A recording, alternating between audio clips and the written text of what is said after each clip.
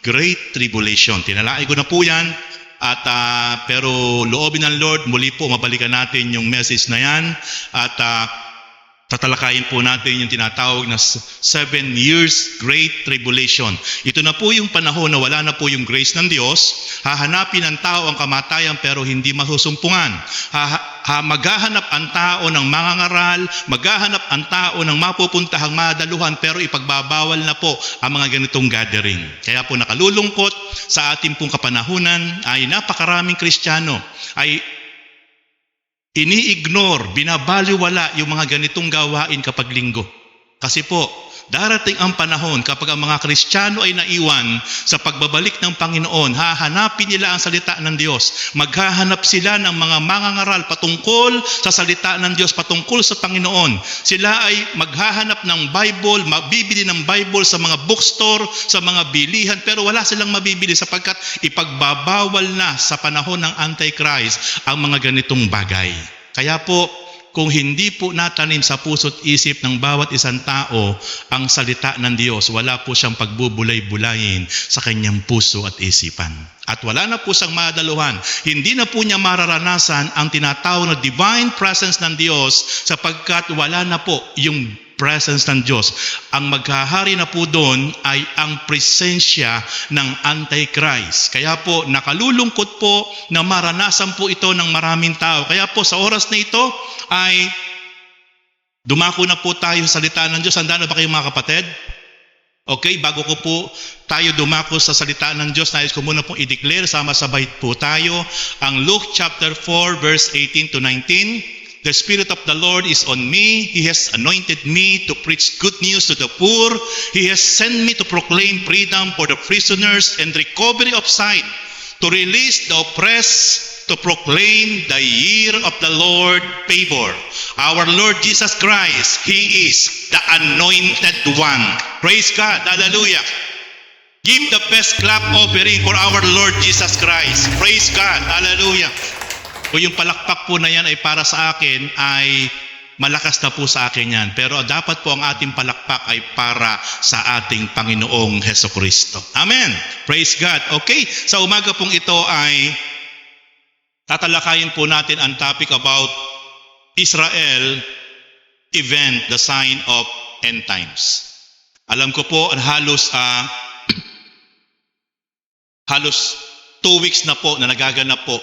More than 2 weeks na po nagaganap po ang magsimula po ang event na ito sa pagitan po ng Israel at ng mga Palestine. At ito po ang akin pong i-share sa inyo, Israel event, the sign of end times. Handa na ba kayo mga kapatid? Okay.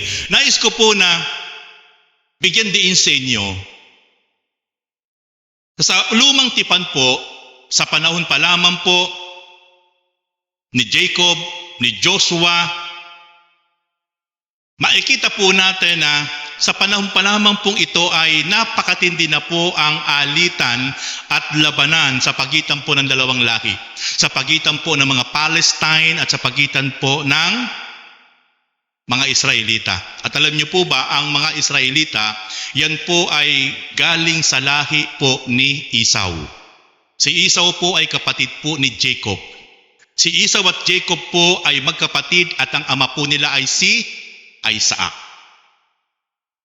Makikita po natin, yan po ay magkadugo.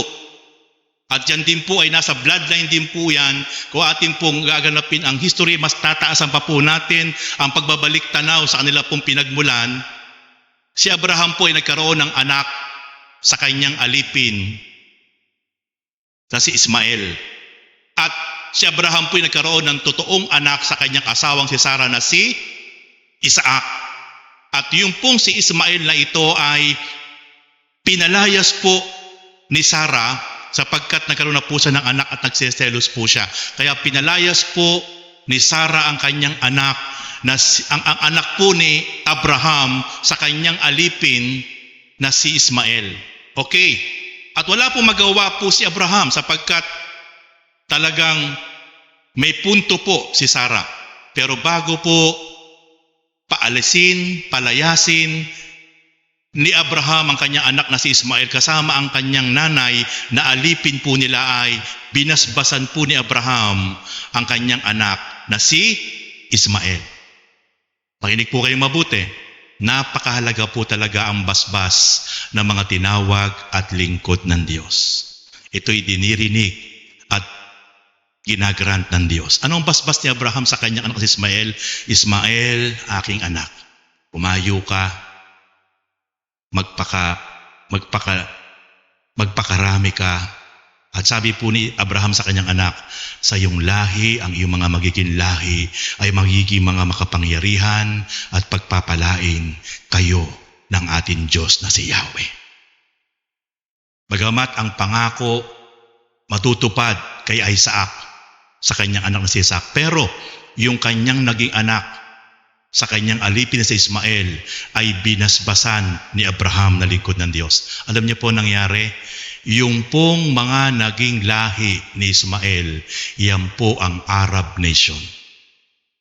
Ang Iraq, ang Saudi, ang Jordan, ang Kuwait, lahat ng Arab nation, nagmula yan sa lahi ni Ismael. At yung dineklara na basbas na lumabas sa bibig ni Abraham patungkol kay Ismael ay nangyari at naganap. Sa buong mundo po ngayon, ang pinakamayayamang bansa ay ang Arab nation. Bakit nangyari yon? Dahil binasbasan ni Abraham ang kanyang anak na si Ismael. Kaya po ang Arab nation, ang mga Arabo at ang Israelita, iisa po ang dugo yan na pinanggalingan. Sila po ay hindi magkakaiba, pero dahil sila ay iisa nang galing kay Abraham, pinagpala ng Diyos ang mga lahi na yan. Ngayon, ang ating pong tatalakayin sa oras na ito ay ang Israel po, kung ano ang nagaganap sa Israel, ito po ang mga palatandaan sa huling panahon. Makikita po natin, uulitin ko po sa inyo, sa lumang tipan, bagamat mahal ng Diyos ang Israel, pero the moment na sila po ay nagdi-disobey sa instruction ng Diyos, the moment na sila po ay hindi sumusunod sa instruction ng Diyos, sila po ay iniiwanan, pinababayaan, hinahayaang magapi, hinahayaang masakop, hinahayaang matalo, sapagkat sila po ay hindi sumusunod sa kalooban ng Diyos. Pero meron pong pangako ang Diyos sa mga Israelita. Ng mga Israelita po talaga, kailanman ay hindi niya pababayaan sapagkat ito ay pinili niyang bayan, mahal niyang bayan. Kaya lang, hindi komot mahal na mahal kang bayan ng Diyos, ikaw ay ito-tolerate na kapag ikaw ay hindi sumusunod sa Diyos. Lagi ko pong sinasabi sa inyo, as a believers, tayo po'y mga anak ng Diyos through our Lord Jesus Christ. Ang isino mang tumanggap at nanalig sa Panginoon Kristo ay naging bayan ng Diyos.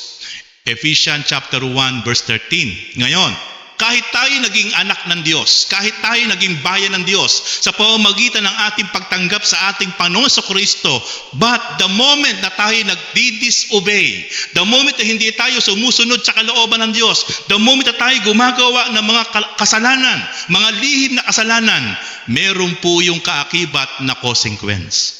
Hindi po tayo ito-tolerate ng Diyos. Kapag meron tayong ginagawa na hindi maganda sa harapan ng Diyos at ang Diyos lang ang nakakaalam, bagamat na itatago mo yan, na ililihim mo yan sa iyong kapwa, sa iyong mga mahal sa buhay, pero hindi tayo makapagtatago sa paningin ng Diyos. Meron pong kaakibat po yon na consequence. The same thing about Israelites. Sila'y mahal ng Diyos, sila'y pinili ng Diyos, sila'y po ay chosen nation ng Diyos. But the moment na every time na sila po ay sumusuway at lumilihis sa kalooban ng Diyos, sila po ay pinababayaan at hinahayaan po sila ng Diyos na magapi, matalo, magkawatak-watak sapagkat ang pag-ibig ng Diyos ay hindi po nangungunsinti. Ang totoo pong pag-ibig, nagpaparusa, pumapalo. Kapag mahal ka ng isang tao, kahit ikay nagkakamali, hindi ka pababayaan sa pagkakamali mo.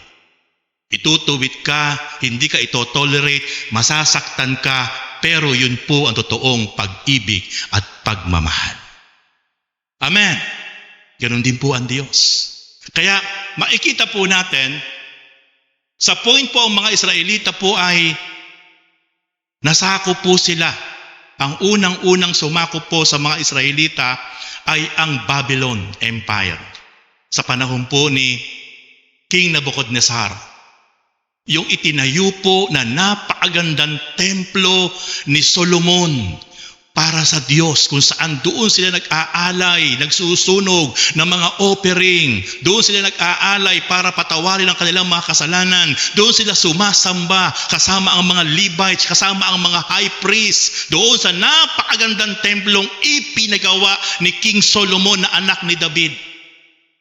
Pero nakalulungkot dahil sila sa panahong iyon ay hindi natutong magbigay ng parangal, pagsunod at pagpupuri sa Diyos. Hinayaan ng Diyos, inalaw ng Diyos ang kanilang bansa, ang kanilang templo ay winasak ng isang haring hindi kumikilala sa Diyos. Walang iba kundi si King Nebuchadnezzar. Yan ang unang pagwasak sa templong pinagawa ng mga Jewish people sa pamumuna ni King Solomon. After that, bumilang ang maraming taon, nakabalik uli sila. Nakabalik. Meron na namang, nung makabalik sila, meron na namang sumakop sa kanila. At yun po ang Roman Empire. Yan na po yung, inabutan na po yan ng panahon ng mga apostol at ng mga panahon ng ating Panginoong Kristo. Ang Roman Empire. Isang makapangyarihang bansa during that time. At ipinatayo uli ang ikalawang templo. Ang nagpatayo nun, walang iba kundi si King Herod. Si King Herod ang nagpatayo ng Roman Empire. Ng ikalawang templo ng Panginoon. At ang gumiba po nun, muli pong sinira yon. At ang sumira nun, ang Roman Empire. Hanggang ngayon, hindi na po yun naitayo. Ang natitira na lang po yung pader, yung mataas na pader doon po sa Jerusalem. Yung po'y bahagi ng ipinatayo na templo ni King Herod. Kaya mapapansin niyo po, doon po nakaharap sa pader na yon ang mga Jewish people, ang mga iba't ibang mga foreigners na nagpupunta ron ng mga Kristiyano, ang mga leader ng relihiyon. Doon sa pader na yon, wala silang sawang nananalangin sapagkat yung pong pader na yon na nakatayo na yon, na napakataas, yung po'y bahagi ng templong ipinatayo ni King Herod. Kaya mga kapatid, makikita po natin sa history na kapag ang mga Jewish people ay nagbabalik loob sa Diyos, nagpapakumbaba, nagsisisi, ginagabayan sila ng Diyos, nagtatagumpay sila. Kapag ang mga Israelites ay sumusuway sa kalooban ng Diyos, hinahayaan silang maghapi, masakop, magkawatak-watak. Sa panahon ni Hitler, ang World War III, inusig ni Hitler ang mga Jewish people sa lahat ng panig ng mundo. More than 6 million Jewish people ang pinatay ni Hitler. Ikinulong sa isang kulungan at parang pinausukan, pinatay na sabay-sabay, inuusig sa labas, pinapatay ang mga Jewish people, inalaw ng Diyos yun. At yung pong panahong iyon, sa history, tayo po ang isang bansa na tumanggap sa mga Hudyo para yung mga natitira po na hindi pa napapatay, ating pong kinalinga, ating po silang tinanggap sa ating bansa sa panahon po ni President Manuel Rojas. Panahon ng Commonwealth. At yun po ay tinanaw po ng malaking utang na loob ng mga Jewish people sa atin po bilang mga Pilipino. Sapagkat tayo lang po ang isang bansa na tumanggap sa kanila sa panahon na sila po ay inuusig. Kaya pag napunta po kayo ng Israel, meron pong isang bantayog doon, nakalagay po ang flag po ng Israel at flag po ng Pilipinas at handon po yung matinding pagkakaibigan. Tinatanaw po ng matinding, malaking utang na loob po ng mga Israelites yung pong ginawa natin na yon sa panahon po ng ating Pangulong Manuel Quezon. Nasa history po lahat yan. At yan po ang isang dahilan kung bakit Sila po, napakaganda po ang trato sa atin sa bawat isang Pilipino sa bansang Israel. At tayo lang po ang isang lahi na po pwedeng pumunta ng bansang Israel na hindi mo na kailangan kumuha pa ng visa. Basta may passport ka, automatic makapupunta ka, makatutungtong ka ng bansang Israel. Passport lang, wala na pong visa. Bakit po? Kasi po, tinitingnan po ng malaking utang na loob at pasasalamat ng mga Jewish people ang ginawa po natin sa kanilang pagkalinga, pagtulong, pagkupkop sa panahon na sila po ay pinapatay sa panahon po ni Hitler. Kaya mga kapatid, yan po lahat ay nasa history. Ngayon, balikan ko po ang akin po sinasabi sa inyo. Makikita po natin sa history mula po sa Holy Scripture, sila po'y pinababayaan, pinarurusahan ng Diyos sa panahon ng pagsuway. Sila po ay muling kinakalinga ng Diyos sa panahon ng pagbabalik loob. At sa panahon po ng ating generation, dumating po ang point na ang bansang Israel kahit napakaliit ay sobrang pinagpala ng Diyos. Ang bansang Israel, makikita po natin recently, sa kabila po na sila very powerful, very influence, maliit na bansa, pero yung pagsaludot, paggalang sa kanila ng mga makapangyarihang bansa ng Great Britain, ng Australia, ng Canada, even ng bansang Amerika ay ganun na lamang po. Bakit po? Kasi po nakita nila kung papaano talaga napaka-high power, over-advanced ang kanilang mga war weapons. Pero sa kabila po ng mga kapatid, ang napakalaking katanungan, ito ko po kayo uumpisahan sa mensaheng ito. Bakit sila po nabulaga ng Hamas? Bakit po napasok sila ng mga militant na Hamas na napakakonti lang po nito?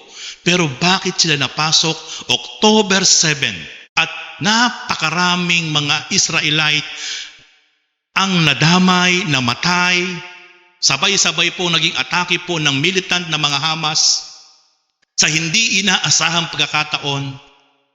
Bakit nagawa po silang masurprise ng kanilang kalaban na hindi ganung kalakas ang mga militanteng Hamas, pero nangyari ito sa kanila sa isang kisap mata na hindi nila inaasahan?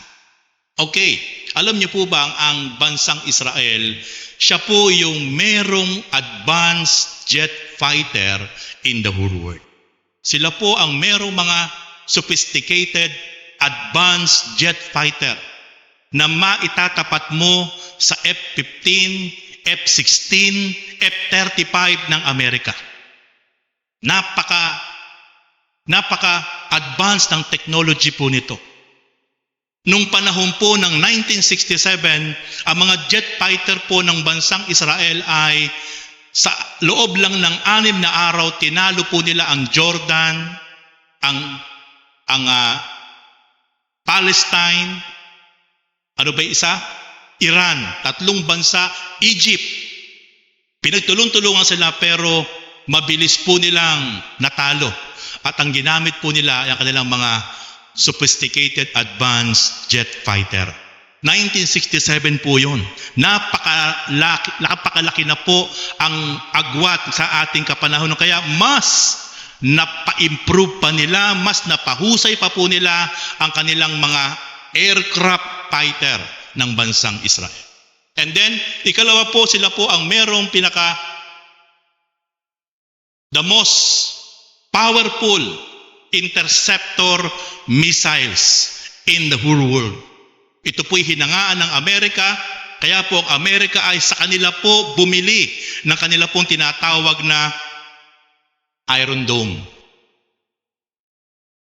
Meron po ang mayayamang bansa niyan, ang Britain, ang France, pero sobrang napakamamahal, pero hindi pa tested ang mga interceptor ng mga makapangyarihang bansang ito. Pero ang bansang Israel ay halos sa bawat panahon nasusubok kung gaano ka-accurate ang interceptor na kanilang Iron Dome. 70 to 100 kilometers, dumarating pa lang ang missile mula sa ibang bansa, inaatake sila. Ito po'y nadidetect na po ng system ng Iron Dome. At ito po ay lilipad na split seconds lang po, napakabilis. Mula po sa layo na 70 to 100 kilometers sa ipapawid, sasagupain po yung missile na babagsak po sa bansang Israel. Alam niyo po ba, ang Hamas po ay sa loob lamang po ng ilang minuto ay nagpalipad noong October 7 within this year ng more than 5,000 missiles. Sabay-sabay po yun, splits, minutes lang po, more than 5,000 missiles ang pinalipad doon sa bansang Israel. Alam niyo po ba kung ilang porsyento po ang na-intercept ng Iron Dome? 97%. Meron pong lumusot na 3%. Pag sinuman niyo po yan, 5,000, yung 3% na lumusot, yung po ay 150 missiles. Yung po ang sumira at nagwasak at pumatay ng maraming Jewish people. October 7. Makikita po natin na kahit gaano ka-high-tech, ka-powerful ang bansang Israel, pero alam ko po, meron kayong tanong, bakit nangyari ito sa bansang pinakamamahal at lahing pinakamamahal ng Diyos? At meron pa po silang tinatawag na mas advanced pa po sa Iron Dome, ito po yung tinatawag na Iron Beam. Ayan, yan po ay laser na. Laser na po yan, at yan po ay plano na po nilang gamitin ngayon sa mga Hamas. Mas matindi po yan, mas advanced po yung laser na yan. Kaya yan po yung talagang magugulat ka na kakaibang talino, kakaibang husay ang ibinigay ng Diyos sa lahi na pinakamamahal niya. Sila po ang pinakamatalinong halos. Ang mga Hudyo po ang pinakamatalinong lahi sa buong mundo. Mga kapatid, alam niyo po ba yung Facebook na yan, yung Waze na yan, na kung saan nagagamit natin, pipindot ka lang, i-search mo lang kung saan ka pupunta, buong mundo, nakasatellite yan, ituturo ka kung saan ka pupunta, hindi ka maliligaw. Ang mga nag-imbento po niyan ay mga kabataan lang po na Jewish people. Ang Facebook po, kabataan lang po na Jewish people. Kung bakit po ngayon nagagamit natin yan, bilyonaryo na po yung mga naka-imbento niyan, Jewish people po lahat yan. Napakarami po ng lahat nilang na-imbento na pinapakinabangan po natin. Sapagkat iba ang Diyos kapag nagbigay ng talento sa kanyang minamahal na bayan. Pero, uulitin ko po, sa kabila po na napaka-advance po nila, sa kabila po na napaka-high-tech nila sa ating generation. Pero ang tanong, bakit nangyari sa kanila? Na sila po ay naatake ng mga teroristang Hamas at maraming namatay. Okay, nais ko pong i-share sa inyo ang isang revelation na ipinahayag ng Diyos kay Prophet Amos. Tingnan niyo po sa Amos chapter 8 verse 10. Sabi ng Diyos, ang inyong kapistahay gagawin kong araw ng pamimighati. At ang mahasayang awitan ninyo ay magiging panangisan. Pipilitin ko kayong magtalukbong na magaspang na sako at mapipilitan kayong mag-ahit ng ulo, matutulad kayo sa magulang nagdadalamhati dahil sa pagkamatay ng kaisa-isang anak. Ang araw na yaoy magiging mapait hanggang sa huling sandali. Alam niyo ba mga kapatid, yung araw na inatake sila ng mga Hamas at nagtagumpay yung mga Hamas, napakasaya nila.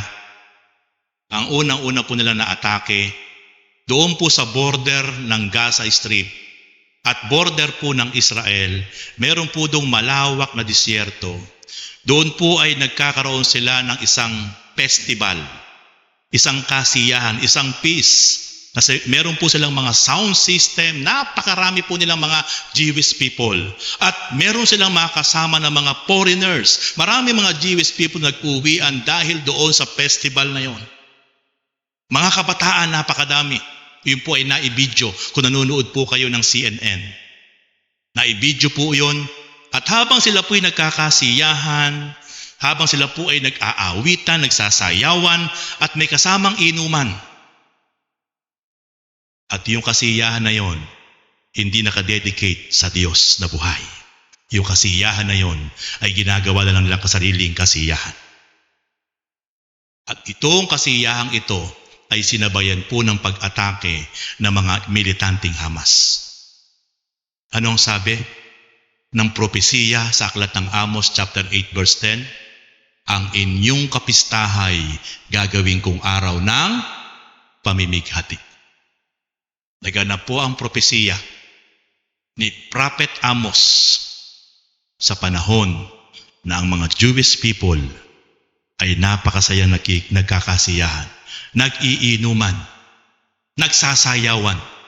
Sila po ay nabigla sapagkat sa panahong ito dito napakaraming pinatay ng mga Hamas. Kinidnap, mga foreigner, napatay din.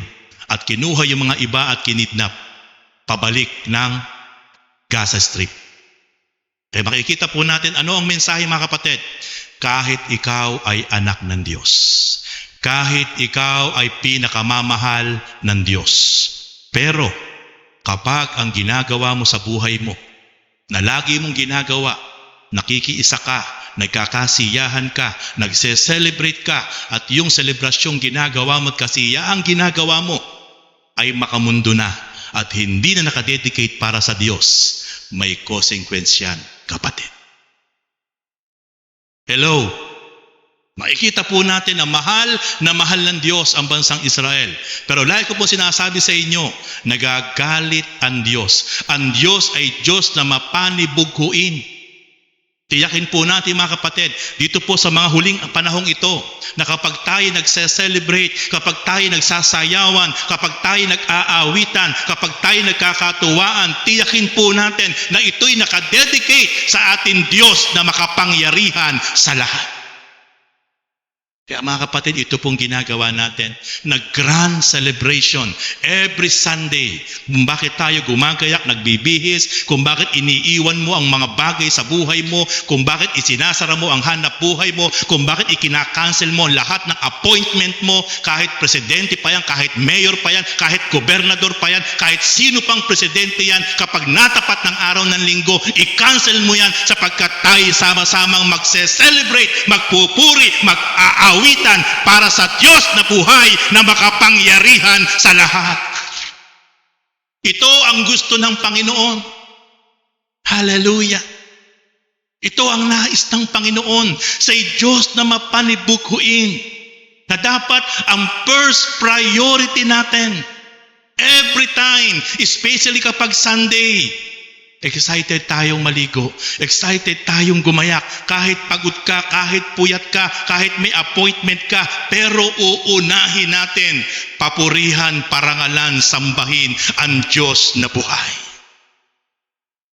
Kaya, nung tinatanong ko ang Panginoon, nung ako'y ma-invite, nung last Sunday sa Baliwag City, sa church doon, nag-request sila sa akin ng topic about end times. Lord, sabi ko, ang una kong tanong, bakit naganap sa bansang Israel na sila ay napakaraming namatay? Isa po yan sa verse na yan na binigay sa akin ng Lord. Kaya yung tanong ko sa Lord, napakabuti ng Panginoon. Sinagot ng Lord, merong propesiya. Matagal na panahon kay Prophet Amos, ito'y nangyari taganap sa ating kapanahunan. Ngayon, mga kapatid, kapag ang anak ng Diyos, kapag ang bayan ng Diyos, kapag ang lingkod ng Diyos ay meron namang kumanti sa Kanya, meron namang kumalaban sa Kanya, ito naman po ang kapahayagan ng Diyos na naisulat ni Prophet Ezekiel. Tingnan niyo po, kinanti ng mga Hamas, kinanti ng mga militanteng Hamas, hindi lang kinanti, talagang grabe yung ginawa nila sa chosen nation of God. Nagkamali sila na kanilang ginawan ng masama sapagkat ang Israel ay pinakamamahal na lahi at bayan ng Diyos. Ano po ang kapahayagan ng Diyos? Sa aklat ng Ezekiel, chapter 25, verse 15 to 17, ito po ang sabi ng Diyos. Ito naman ang pinasasabi ni Yahweh sa mga Pilisteo. Pinaghigantihan mo ang Israel at ibig mong lipulin dahil sa matagal na ninyong pagkaagalit. Tingnan niyo po, yan po talaga ang gusto ng mga Hamas. Ang ubusin, ang lipulin, ang kaisa-isang lahi ng mga Israelites. Dahil sa matagal na po nilang alitan at gusto nila talagang maghiganti. Pero anong sabi ng Diyos?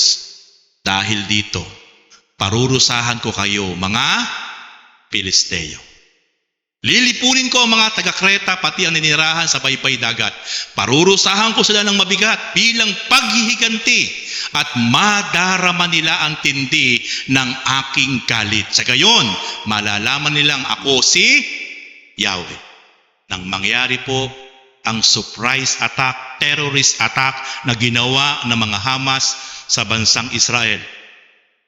Makikita niyo po ang naging ganti ng mga IDF, Israel Defense Force, sa pangunguna po ng Prime Minister ng Israel na walang iba kundi si Benjamin Netanyahu.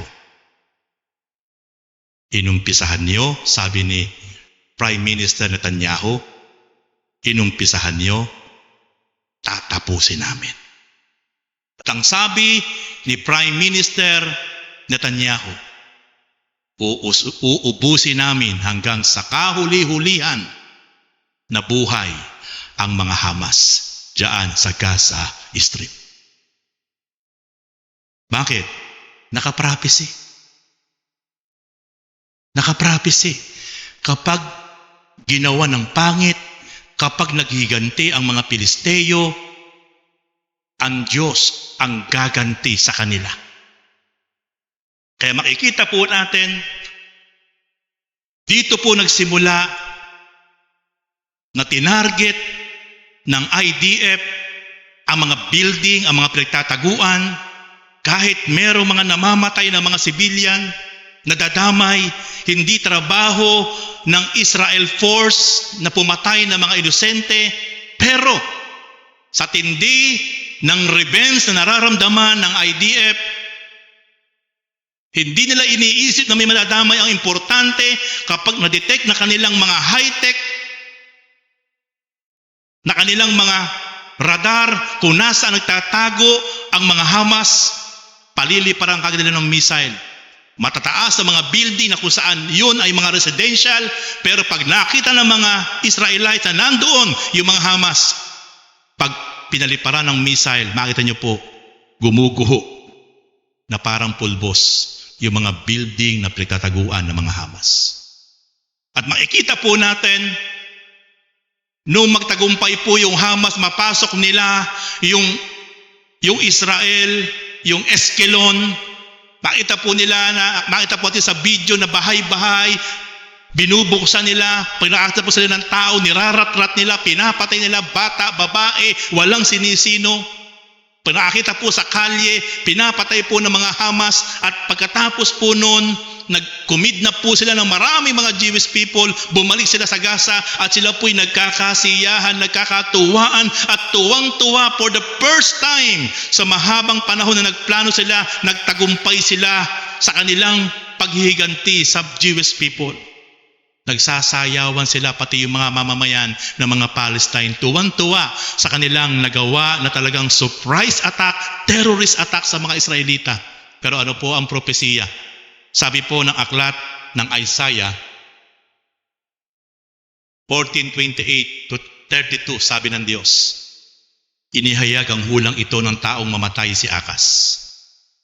Huwag mo munang ipagdiwang bayang Pilisteo ang pagkabali ng bastong inihampas sa iyo, sapagkat sa lahi ng Ahas maaaring lumitaw ang ulupong at mag-aanak ito ng lumilipad na dragon. Sa panahon na sila po ay nakapag-penetrate, nagtagumpay sa kanila pong terrorist attack, siyang-siya sila, nagkakasiyahan sila, nakunan po yun ng video. Pero sabi ng Diyos, sa aklat po ng Isaiah 14 verse 28 up to 32. Huwag mo munang ipagdiwang bayang Pilisteo. Huwag ka munang magkasiya. Huwag ka munang mag-victory party. Ang pagkabali ng bastong inihampas sa iyo, sapagkat sa lahi ng ahas maaaring lumitaw ang bulupong at mag-aanak ito ng lumilipad na dragon, sabi ng Diyos. Ano ang sabi sa verse 30? Ang mga maralit ay bibigyan ko ng ikabubuhay at ang mga pulubi panatag na magpapahingalay, pababayaan ko mamatay ng gutom ang iyong lahi. Lilipunin ko ang matitira. After po na umatake po ang IDF, kinat ang pagkain, kinat ang tubig, kinat ang kuryente sa Gaza Strip.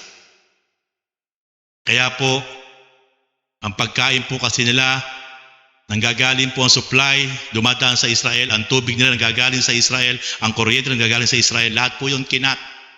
Ano ang sabi ng Diyos? Pababayaan ko kayong mamatay sa gutom ang inyong lahi. Manangis ang bawat bayan, managhoy ang bawat lungsod, manginginig sa takot ang buong bansang Pilisteo. Ang mga propesiya pong itinaganap sapagkat milyon-milyon nagparang Holocaust. Milyon-milyong mga mamamayan ng mga Pilisteo. Sila po'y nag-evacuate doon sa southern Gaza Strip para iwasan ang babala ng Israelites. Sapagkat pupulbusin na ang mga Hamas. At wala silang pagkain, wala silang tubig, wala silang kuryente. Kaya makikita po natin, mga kapatid, mahirap kantiin, mahirap kalabanin, mahirap gawa ng pangit ang pinakamamahal na bayan ng Diyos. Mahirap gawa ng pangit ang mga anak ng Diyos. Mahirap gawa ng hindi maganda ang mga pinili na hinirang ng Diyos, sapagkat ang Diyos ang magtatanggol para sa kanila. Amen. Eh, makikita po natin ito po nagaganap na ito. Ipinakikita ko lang po sa inyong introduction po ng message para maunawaan niyo po kung meron po kayong question, meron po kayong tanong. Ipinakikita ko po, baka po naguguluhan kayo bakit pinabayaan ng Diyos ang kanyang bayan. Kasi po nakapropesiya na po yan. Kaya wala pong tanong na hindi kayang sagutin ng salita ng Diyos. Ang kailangan lang po natin talaga, dito po natin hahanapin ang lahat ng ating katanungan. Kasi narito po lahat ang katanungan natin dahil nakatala na, nakapropesiya na po, whether you like it or not, magaganap po yan at mangyayari. Okay, ngayon, ano po ang magaganap? Kapag nangyayari na po ito, sa huling panahon, ang magaganap po ay Mateo chapter 24 verse 6, makakarinig kayo ng alingaw-ngaw ng labanan at ng mga balita tungkol sa digmaan. Huwag kayong mabagabag, dapat mangyari ang mga ito, ngunit hindi pa ito ang wakas. Yan po ang mga nakaprophecy. Sa panahon po ng ating Panginoong Kristo, siya po ang nagturo niyan in the book of Matthew chapter 24 verse 6. Sa huling panahon talaga, magkakaroon ng digmaan, magkakaroon ng labanan, makakabalita tayo, pero huwag tayong mabagabag, sabi ng Panginoon, hindi pa iyan ang wakas. Pasimula pa lang po yan. Kaya po makikita po natin, yung mga gera, yung mga digmaan, talagang mapapansin po natin ngayon. Ngayon po ay nagkakaroon na po ng iringan, meron na po mga ilan-ilan na mga palitan po ng mga missile ang Israel at ang Iran. At ang ilang po mga Arab nation na para pong nagpaplano na, pero nandyan po ang Amerika, nagpadala na po ng kanila po mga support nasa Mediterranean Sea at nakabackup sila just in case sa pagtulong-tulungan ang bansang Israel ay ididepensa ng bansang Amerika ang kanyang kapanalig na Israel. At nagpahayag na din po ang Britain, ang France, ang mga makapangyarihang bansa, tutulungan nila ang bansang Israel. May potensyal po na maganap at mangyari ang World War III. Ipag-pray po natin kasi po pagka gumalaw na po ang Arab nation, nagtulong-tulong na po yan laban po sa Israel. Tutulong ang Amerika, i-depend nila ang Israel. Tutulong po ang Great Britain, tutulong po ang France. Pag tumulong na po ang Great Britain, ang France, tutulong po ang Russia, tutulong ang China, tutulong ang North Korea. nakapanalig po ng mga Arab nation. Pag nangyari po yan na po ang World War III. Kaya patuloy po natin ipanalangin na ito po ay maglubag ang loob ng mga leader, bawat presidente, bawat leader ng mga bansa na patuloy po ang pag-ibig, ang pagkakaisa, pagpapatawad, kapayapaan pa rin po ang mangyari sa ating kapanahonan. Sapagkat talagang yan naman po talaga ay nakapropesiya na po mga kapatid. Mangyayari po at mangyayari po yan sapagkat yan po ang mga events sa huling panahon. Kapag nagaganap na po yan, tayo po ay pumapasok na po sa end times. And then, yan po, mga lindol, napansin po natin, bago po magkagera, nagkaroon po ng lindol sa Morocco, panahon po ng gera ng Israel at ng Hamas, nagkaroon po ng lindol sa Afghanistan, kasalukuyan po naggegera, nagkaroon po ng lindol sa Afghanistan, sabay-sabay po yan, kasi po yan ay nakahula sa ating pong banal na kasulatan. At mismo ang ating Panginoon po ang may sabi niyan, nagutom. Yan po yung sa huling panahon. Sabi po ng 2 Timothy chapter 3 verse 1 to 5, tandaan mo ito, mababatpat ng kahirapan ang mga huling araw. Kaya sa huling araw mga kapatid, yung kahirapan talaga hindi mapipigil. Lalaganap ang kahirapan.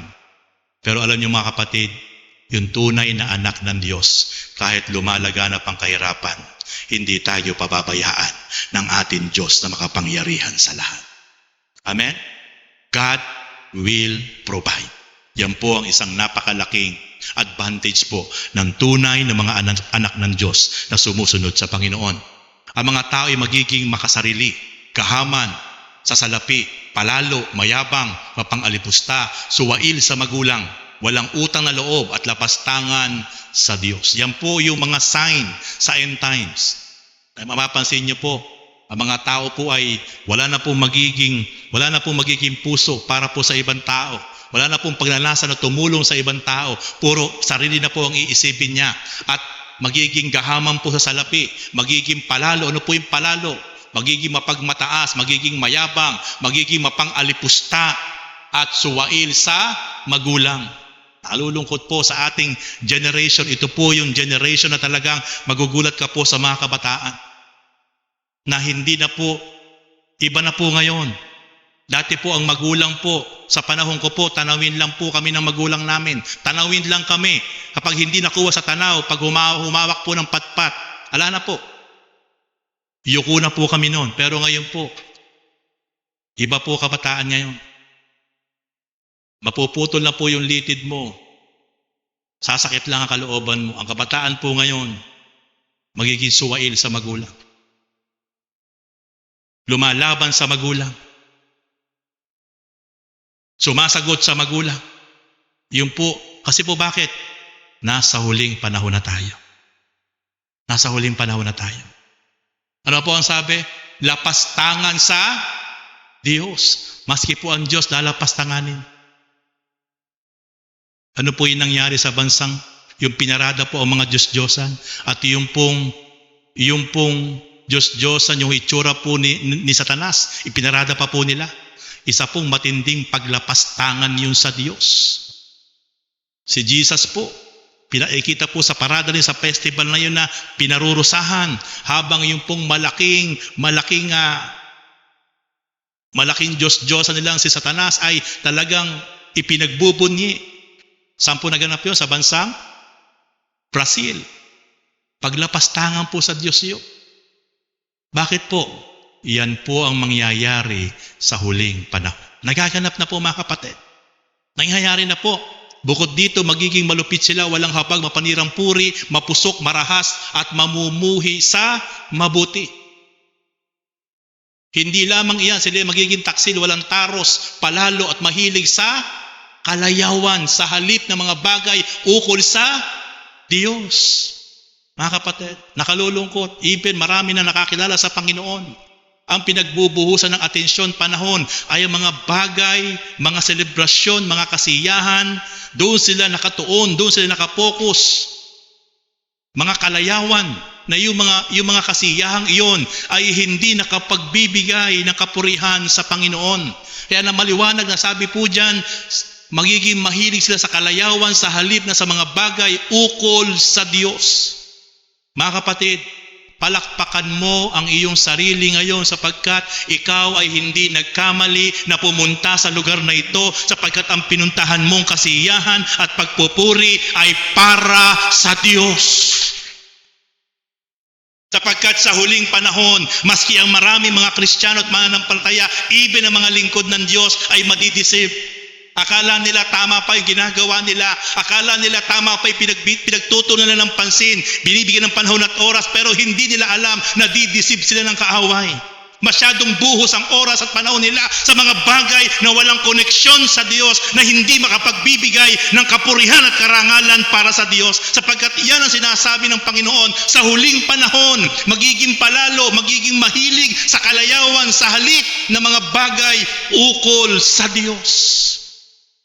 Mga kapatid, panatilihin natin na lagi ang laman ng isip at puso natin, na lagi habang may panahon ang ating mga sarili at mga paa ay idako natin sa mga bagay na kung saan yung lugar na ito na ating pupuntahan ay mga gawain, mga kasiyahan, mga pagpupuri, mga bagay na ginagawa na patungkol sa karangalan at kapurihan ng ating Diyos na buhay. Tiyakin po natin mga kapatid. Sila'y magkukunwang may pananampalataya ngunit hindi naman makikita sa buhay nila ang kapangyarihan nito. Iwasan mo ang mga ganitong tao. Bakit po pinaiiwasan? Kasi mahirap makasama ang mga taong nagkukunwang may pananampalataya pero hindi makita sa buhay niya. Siya po ay fake Christian. Pwede kang maimpluwensyahan, mga kapatid. Kung sino yung taong laging kasama mo, at the end of the day, kung sino siya, mahahawahan ka. Kaya tiyakin niyo po, piliin niyo po mga kapatid, hindi ko kayo pinagbabawalang na makipag-usap sa mga taong nagkukunwa sa kanyang pananampalataya. Sila nga ang dapat natin madala sa Panginoon. Pero yung lagi mo siyang sasamahan, lagi mo siyang pagbibigyan, lagi mo siyang sasamahan sa bawat ginagawa niya, at the end of the day, kung ano yung ginagawa niya, maiimpluwensyahan ka. Yung mga maling prinsipyo niya, yung mga maling mentalidad niya, maiimpluwensyahan ka. Kaya sabi ng Panginoon, iwasan mo yung mga taong iyan. Kung sino ang dapat mong samahan, yung mga taong lumalakad sa kalooban ng Diyos. Kapag ang lagi mong sinamahan yung mga taong lumalakad sa kalooban ng Diyos, isang araw, dadaloy yung transferring spirit na nasa Kanya at dadaloy sa iyo. Kaya ikaw ay mapupuspos, mababago ang iyong prinsipyo, ang iyong damdamin. Bakit? Yung tinatawag na transferring spirit ay dadaloy sa buhay mo. Bakit? Kasi tama ang taong sinasamahan mo. Kaya mga kapatid, ingat po tayo sapagkat tayo po ay makikita po natin nasa huling panahon na. Nasa huling mga bahagi na po ng ating kapanahunan. At sa huling panahon po ipapangaral ang salita ng Diyos sa buong sanlibutan. Sabi po ng Matthew 24:14, at ipapangaral sa buong sanlibutan ang mabuting balita tungkol sa paghahari ng Diyos upang ito'y makilala ng lahat ng bansa, saka darating ang wakas. Yan pong isa na instruction ng ating Panginoon Diyos. Kailangan munang maipangaral sa bawat sulok ng daigdig na ito ang mabuting balita patungkol sa paghahari ng Diyos. Take note mga kapatid, good news about the kingdom of God. Hindi po kingdom ng bawat isang kanyang pinangungunahang relihiyon. Marami pong mangangaral, pag hindi ka umanib, pag hindi ka sumama sa amin, pag hindi ka naging miyembro namin, mapapahamak ka, hindi ka maliligtas. Mali po yun. Pag ganun po ang napakinggan niyong pangangaral about kingdom patungkol sa kanilang relihiyon, tandaan niyo po yan, mali po yun. Dapat ang ipinapangaral ay ang paghahari ng Diyos. Sapagkat mababago lang ang isang tao kapag sumakanya ang Espiritu ng Diyos. Kapag sumakanya ang makapangyarihang presensya ng Diyos. Kapag nakakilala siya ng lubos sa Diyos na makapangyarihan sa pamamagitan ng ating Panginoong Hesukristo. Magkakaroon siya ng tamang pananampalataya. At yung tamang pananampalatayang iyon sa ating Panginoong Hesukristo, yun ang magliligtas sa Kanya. Kaya napakahalaga ang mapapakinggan na pangangaral ng bawat isang tao sa ibabaw ng mundo ay about good news, about kingdom of God. Ang paghahari ng Diyos. Yan po ang ipinangaral ng ating Panginoon. At sa lugar na ito, mga kapatid, napakapalad ng bawat isa po sa inyo sapagkat ang pinuntahan niyong lugar ay hindi po itong kingdom na ito na building, hindi po itong relihiyong itong ipinapangaral natin para maligtas ka, kundi ang ipinapangaral po natin ay ang mabuting balita patungkol sa kaisang-isang anak ng Diyos na walang iba kundi ang ating Panginoong Hesukristo. Yan ang kailangan pong maunawaan ng bawat isang tao. Praise God. And then, sa huling panahon po, ia-abandon ng bawat isang tao ang kaniyang nasumpungang tamang pananampalataya. Iiwan. Yan po ang isang mga event na mangyayari. Ano po ang sabi? 1 Timothy chapter 4 verse 1, maliwanag na sinasabi ng Espiritu sa huling panahon, iiwan ng ilan ang pananampalataya, susundin nila ang mandarayang espiritu at ang mga aral ng diablo. Dahil sa panilinlang ng mga sinungaling na ang mga budhi may tatak na pagiging alipin ni Satanas. Kaya mga kapatid, tayo po ay manatili. Tiyakin po natin na anumang nagaganap, anumang nangyayari, anumang sitwasyon, anumang nangyayari sa buong mundo, wag na wag kang tatalikod, manlulupaypay, manghihina at titigil sa iyong pananampalatayang tinanggap sapagkat sa huling panahon nakapropesiya na iiwan ng ilan ang kanilang pananampalataya at sila'y madadaya ng mga maling aral. Kaya kapatid, sabihin mo nga sa iyong katabi, kalapitin mo kapatid, wag mong iiwan ang iyong pananampalataya. Huwag kang tataliko. Kung bakit kapatid, nandyan ka at nakaupo ka, nananatili ka nandyan, ano man nangyari sa buhay mo, ano man nagaganap sa kapaligiran, kapatid, mapalad ka sapagkat ikay patuloy na tumatakbo sa takbuhin patungo sa finish line sa pagsunod sa ating Panginoon. Palakpakan natin ang ating Panginoon. And then, sa huling panahon po, balikan po natin ang mga Jewish people sa huling panahon. Ito po mga Jewish people na ito ay titipunin po sila, magtitipon-tipon na. Mula po sa iba't ibang bansa, ang mga Jewish people po kasi nakakalat po ngayon sa buong mundo. Nakakalat po sila, especially po nasa Europe sila, nasa Amerika sila, merong mga ilan nasa Asia, nakakalat po sila. Pero ano po ang sabi sa end times? Ezekiel chapter 36 verse 24, titipunin ko kayo mula sa iba't ibang bansa upang ibalik sa inyong bayan. Makikita niyo po, ulitin ko po, napakalaki ang gagampanan sa huling panahon ng mga Jewish people, ng mga Israelita. Kaya bantayan po natin mga kapatid, ang nangyayari, ang pangyayari sa bansang Israel at sa mga Israelite. Kasi po, sa huling panahon, sa end times, titipunin sila ng Diyos, pababalikin sila ng Diyos sa bansang Israel kahit nasaan sila. Kapag nagbabalikan na po ang mga Jewish people sa Jerusalem, alam na natin na malapit na sapagkat talagang nasa huling panahon na tayo. Ngayon wala pa po nakakalat pa po sila. Pero kapag sila po ay nag-uuwian na mula sa iba't ibang bansa, sa Europa, sa Africa, sa Amerika, sa Australia, sa Asia, kapag yan po ay nagbabalikan na sa Jerusalem, Yan po'y nakapropesiya mula kay Prophet Ezekiel. Malapit na. Ano pa po ang sabi? Sa aklat ng Isaiah 49 verse 18a, tumingin ka sa paligid at masdan ang ang nangyayari. Ang mga mamamayan mo'y nagtitipon-tipon na para umuwi. Sinuportahan pa ng isang propeta na si Prophet Isaiah.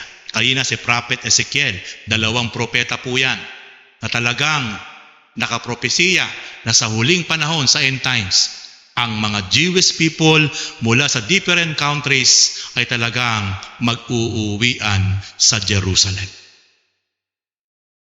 Kapag nababalitaan nyo na po sa CNN, sa international news na talagang nagbabali ka na ang mga Jewish people, alam nyo na po yan. Na talagang sa huling panahon na po tayo. And then, magdaranas ng napakalaking kapighatian. Mateo chapter 24 verse 21, sapagkat sa panahong iyon, ang mga tao ay magdaranas ng napakalaking kapighatian, hindi pa nararanasan mula ng likainan ang sanlibutan hanggang sa ngayon, at hindi na mararanasan pa kahit kailan. So, itong mararanasan na matinding kapighatian ay hindi na mauulit. Minsan lang itong mangyayari. At yan ay magaganap sa panahon ng huling panahon. Mga kapatid, always be prepared. Dapat tayo po ay maging handa sapagkat yan na po yung mga kaganapan sa huling panahon.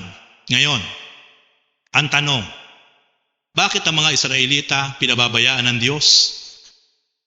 Nawawala yung kanyang proteksyon, katapos bumabalik. Pero ang tanong, gaano ba kamahal ng Diyos ang mga Israelita? Ang kanyang pinakamamahal na lahi. Ito po ang tanong, gaano ba katindi ang kanyang pagmamahal? Sukatin po natin, i-measure po natin according the Holy Scripture kung gaano kamahal ng Diyos ang kanyang bayang pinili na walang iba kundi ang lahi ni Abraham, ang lahi ni Jacob, ni Isaac at ni David. Ito po ang sabi.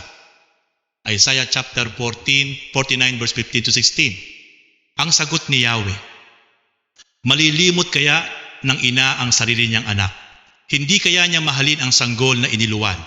Kung mayroon mang inang lumilimot sa kanyang bunso, ako'y hindi lilimot sa inyo kahit na sandali. Jerusalem, hinding-hindi kita malilimot. Pangalan mo'y nakasulat sa aking mga palad. Gaano kalalim ang pagmamahal ng Diyos sa bansang Israel? Hindi po kayang sukatin.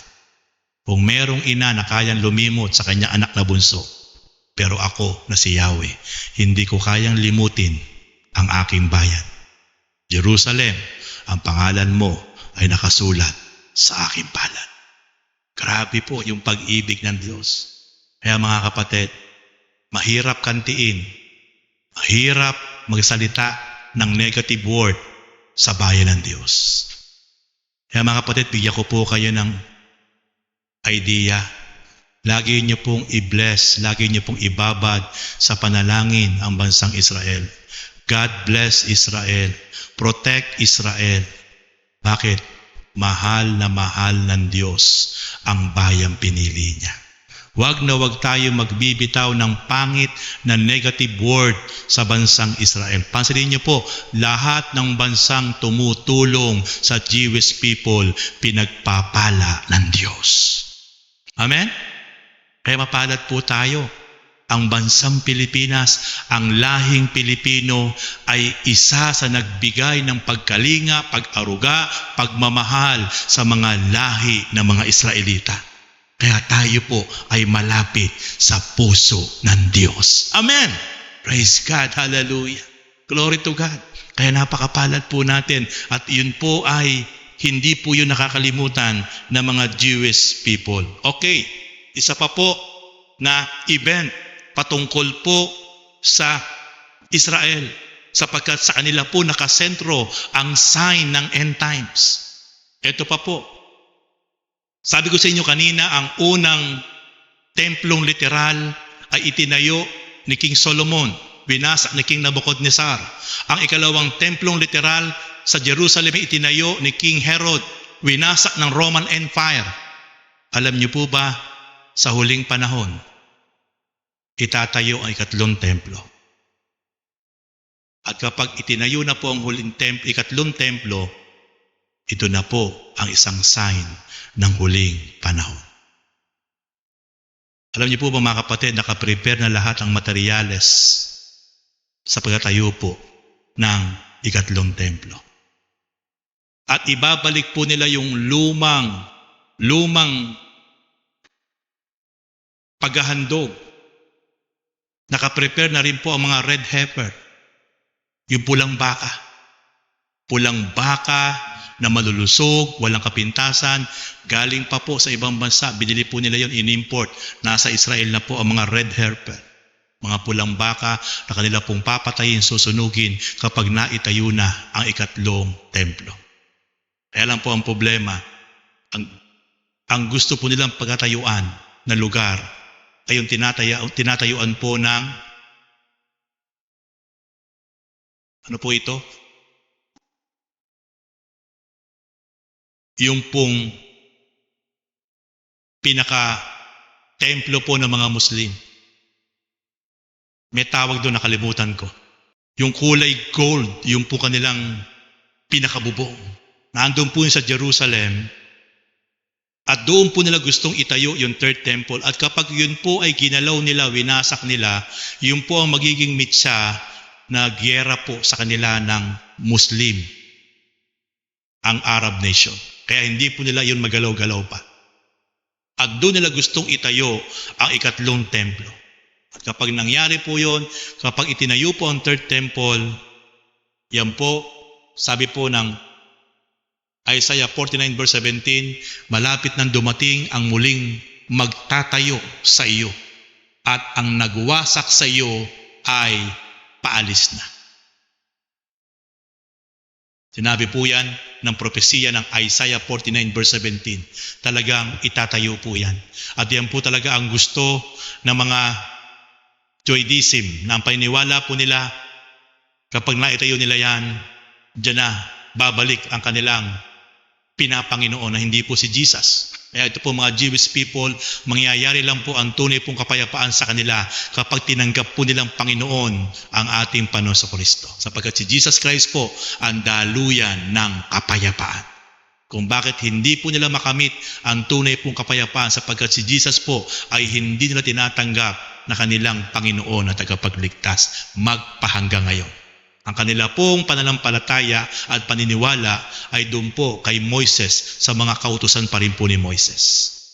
Mga kapatid, pero kaya gusto po nilang itayo ang ikatlong templo para pag naitayo nila yan, naniniwala sila na sila po ay ililigtas ng Panginoon Diyos. Pero dumating na po ang tagapagligtas na kanila po hindi po tinanggap, walang iba kundi ang ating Panginoon. Kaya mga kapatid, and then, sa 1 Thessalonians chapter 4 verse 13 to 18, mga kapatid, ibig naming malaman ninyo ang katotohanan tungkol sa mga namatay na nang hindi kayo magdalamhati tulad ng mga taong walang pag-asa. Naniniwala tayong si Jesus ay namatay at muling nabuhay, kaya naman naniniwala tayong bubuhayin din ng Diyos ang lahat ng namatay na nanalig kay Jesus upang isama sa Kanya. Ito ang aral ng Panginoon na sinasabi namin sa inyo, pagparito ng Panginoon, tayo mga buhay ay hindi mauuna sa mga namatay. Verse 16, sa araw na yaon, kasabay ng malakas ang utos ng tinig ng arkanghel at ng tunog ng trumpeta ng Diyos, bababa ang Panginoon mula sa langit, bubuhayin muna ang mga namatay na nananalig kay Kristo. Pagkatapos tayo mga buhay pa, ititipunin niya sa ulap at isasama sa mga binuhay upang salubungin sa papawirin ang Panginoon. Sa gayon, makakapiling niya tayo magpakailanman. Kaya nga, mag-aliwan kayo sa mga pamamagitan ng mga aral na ito. Mga kapatid, ito na po yung pagbabalik ng ating Panginoon. Katapos po ng end times, sabi po ng Diyos sa kanyang salita sa 1 Thessalonians chapter 4 verse 13, babalik ang Panginoon mula sa langit, pero hindi na po bababa sa lupa. Nasa alapaap lang po siya. Ano po ang kanyang gagawin? According the book of 1 Thessalonians chapter 4, verse 13 to 18, bubuhayin niya ang mga namatay na nananalig at sumunod ng tapat sa ating Panginoon. Kapag binuhay niya, dadalhin niya sa alapaap. Yung mga namatay na muli niyang bubuhayin at para dalhin sa alapaap. And then pagkatapos mabuhay ang mga namatay, totoong nanalig sa Panginoon sumunod, kasunod yung mga buhay ay kanyang kukunin para tipunin sa alapaap, para i-gathered ang mga namatay at mga buhay na kanya inabutan para pagsama-samahin. Ano yung ibig sabihin ng buhay na kinuha niya? Yung po yung rapture. Bago po dumating ang sobrang kapighatian sa ibabaw ng mundo, wala na po ang bawat isang tunay na nanalig at sumunod sa Panginoon sapagkat sila po ay na-rapture na. Pagkatapos po ma-rapture ang mga buhay na inabutan ng Panginoon at kinuha niya, ibabagsak po ng Diyos ang puot sa lupa. Ito po yung 7 years Great Tribulation. Hindi na po ito mararanasan ng mga na-rapture. At yung mga patay na binuhay ng Panginoon, sabay-sabay po silang kukunin para isama ng ating Panginoon. Ano po yung rapture?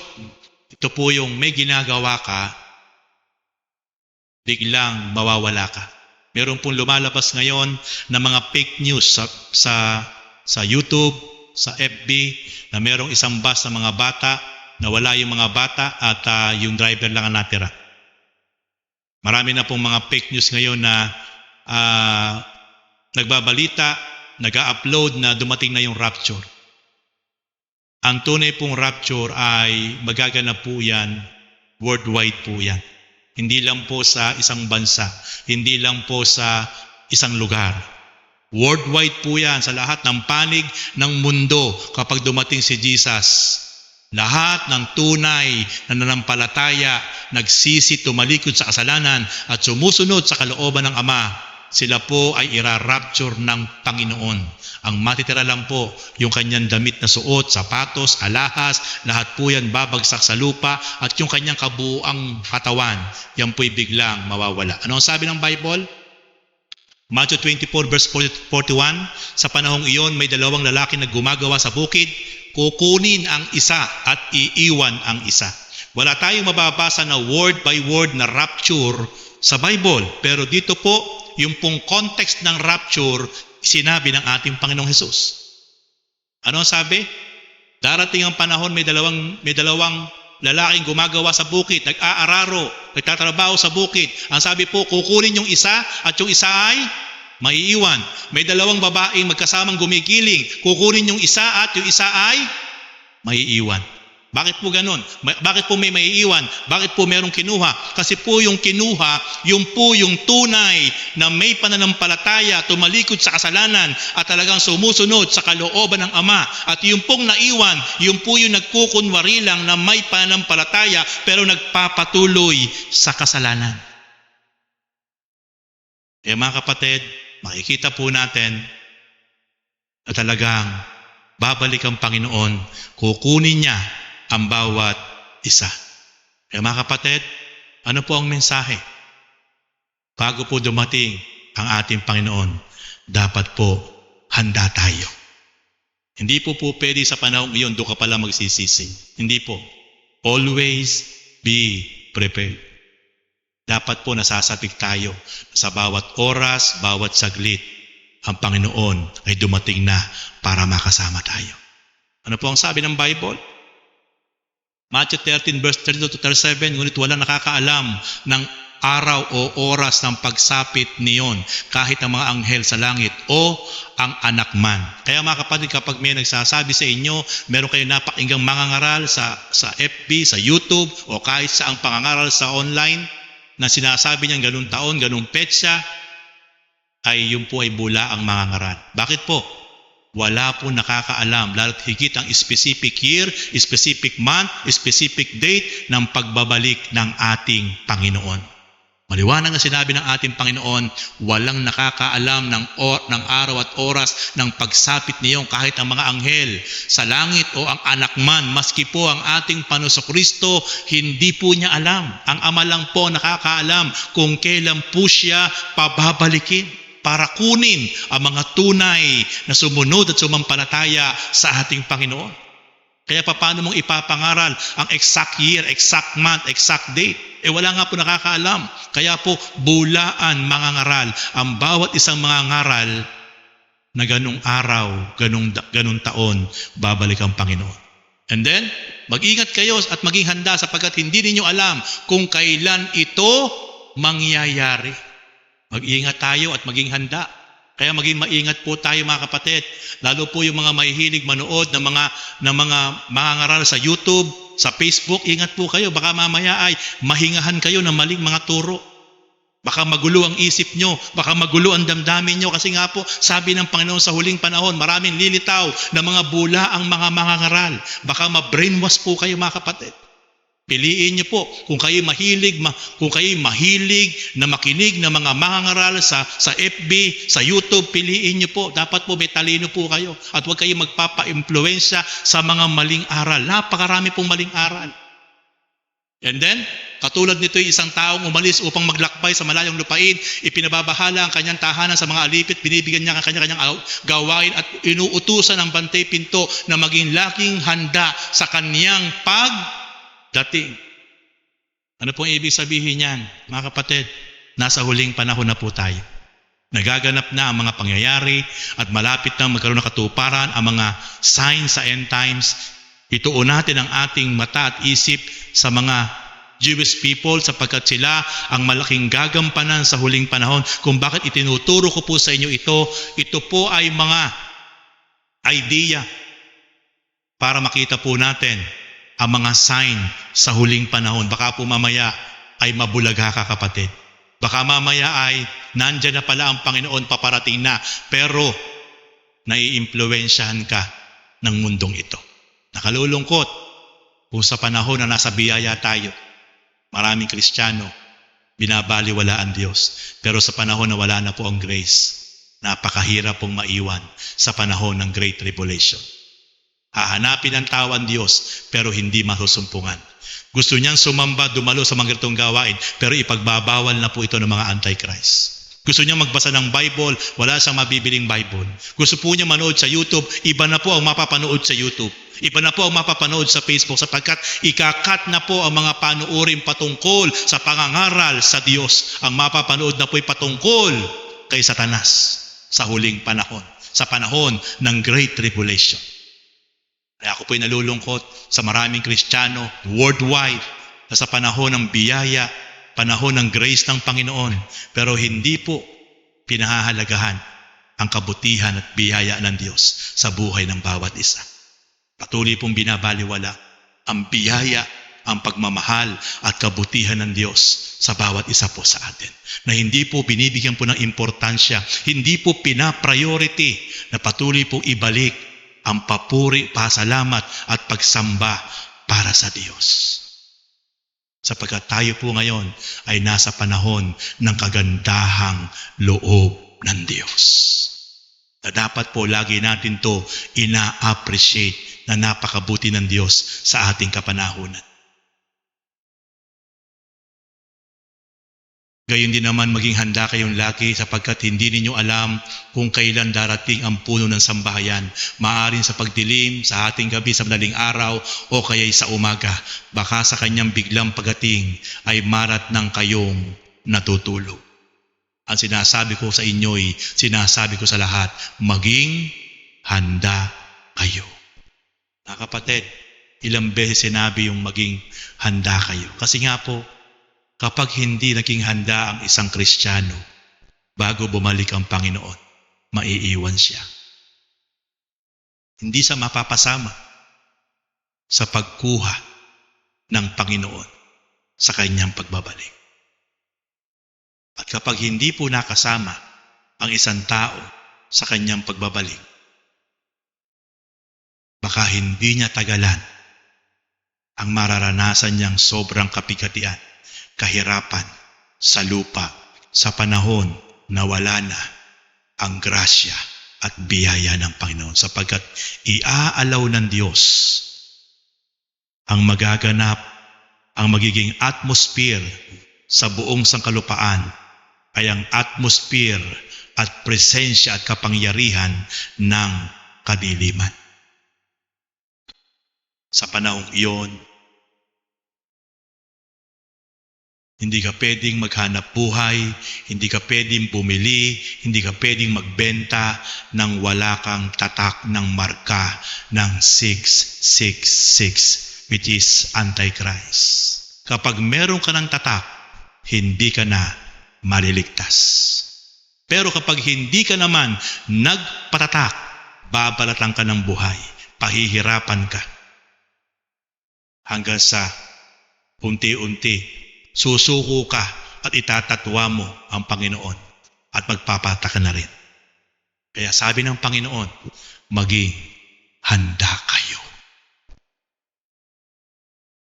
Ang tunay pong handa, mga kapatid, ay lagi pong nag-aapoy, lagi pong nagpapadama ng pagmamahal para sa Panginoon. Ang tunay pong handa, mga kapatid, lagi niyang first priority ang magbigay ng parangal, pasasalamat at magbigay ng kapurihan sa Panginoon. Ang tunay pong handa, mga kapatid, kahit anong nagaganap nangyayari sa buhay niya, patuloy siyang magpapagamit, patuloy siyang susunod sa kalooban ng ating Panginoon. Iyan ang tunay na handa, kapatid. Ang tunay na handa, kapatid, anuman ang kanyang pinagdadaanan sa buhay, pero laging positibo ang lumalabas sa kanyang bibig na nagmumula sa kanyang puso, patuloy na pagpapasalamat, pagpupuri, pagpaparangal sa Diyos kahit ano ang kanyang pinagdadaanan. Iyan ang tunay na handa, kapatid. Ang tunay na handa, kapatid, ay nasasabik siya na ang Panginoon ay bumalik na. Hindi sa ayaw niyang mabuhay, sapagkat ang gusto niya ay maranasan na niya na makasama at makapiling ang Panginoon sa kanyang pagpapatuloy na pagsunod ng buong katapatan.